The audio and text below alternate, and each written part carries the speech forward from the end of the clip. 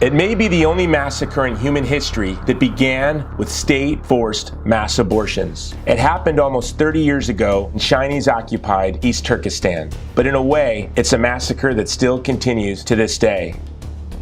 I'm talking about the Barron Massacre, a horror most Americans are not even aware of. Barron Township saw 60 days of terror in the spring of 1990.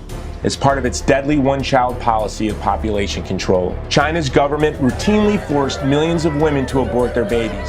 But the villagers of Barron Township had enough, so they did something people rarely risk in communist countries. They walked into party headquarters to formally complain.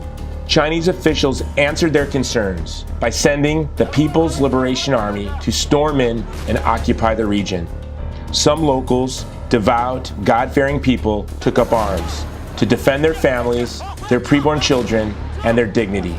Chinese authorities were enraged. They sent more troops, this time with heavy artillery and helicopter gunships.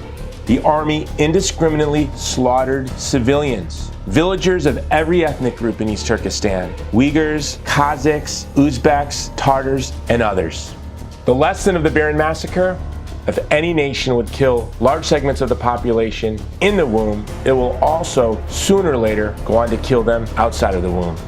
And 29 years later, that is exactly what is happening in East Turkestan. The Chinese government currently holds at least 3 million citizens, most of them Uyghurs, in so-called counter-extremism centers and re-education camps. Survivors of the camps have told us what's going on the other side of the barbed wire. Brainwashing, beatings, torture, rape, forced abortions, forced sterilization, and even summary executions. It feels strange to commemorate the Barron Massacre because, in a way, inside Chinese concentration camps, it's still going on. Now the people of East Turkestan are facing nothing less than a genocide. The Chinese Communist Party's goal is nothing short of the wholesale extermination of an entire people. From the child in the womb to the elderly and the sick, the Communist Party has no respect for the sanctity of human life and the incomparable dignity and beauty of the human person.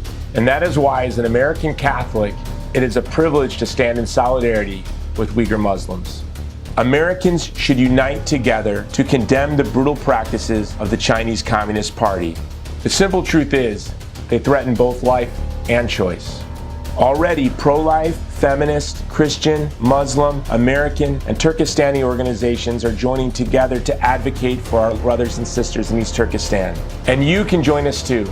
Begin by simply sharing this message as far and as wide as you can. Share it on social media. Tell your neighbors. Help us make the whole world aware of China's ongoing atrocities, especially against women and children. Together, let us put pressure on the United States government. Let's call on all civilized nations to impose sanctions against the officials responsible for the ongoing atrocities in Chinese-occupied East Turkestan. Together, we can finally put an end to the Barron Massacre.